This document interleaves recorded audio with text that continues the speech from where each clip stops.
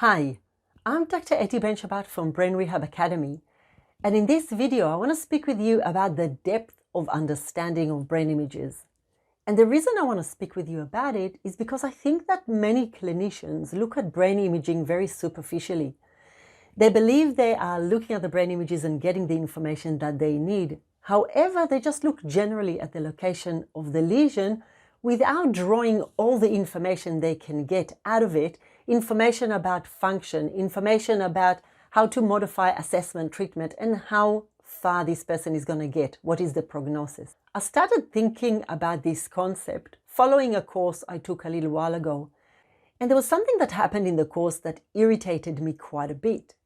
And it had to do with me asking a deep question, yet the instructors giving me superficial answer. And it made me think, is it similar to the way we interact with other clinicians and with clients when it's got to do with brain imaging?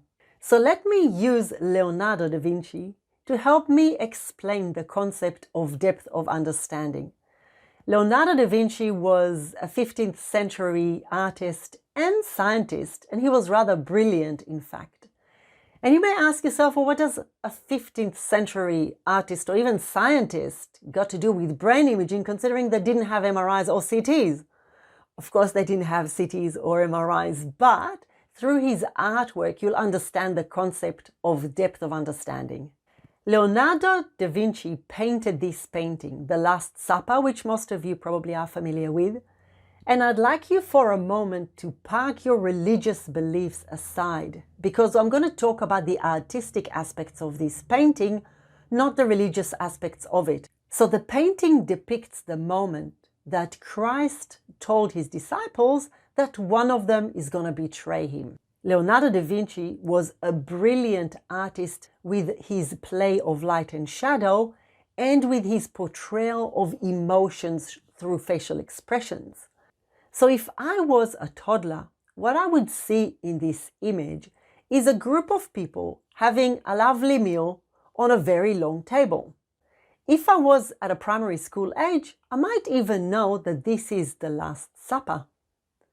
But if I was an artistically inclined teenager or adult, I will see a lot more in this image.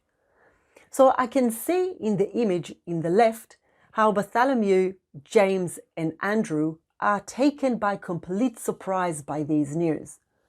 Whilst Peter and John are very angry. You can see Peter is holding a knife that he's going to use when the authorities are going to come to take Christ. Underneath them is Judah.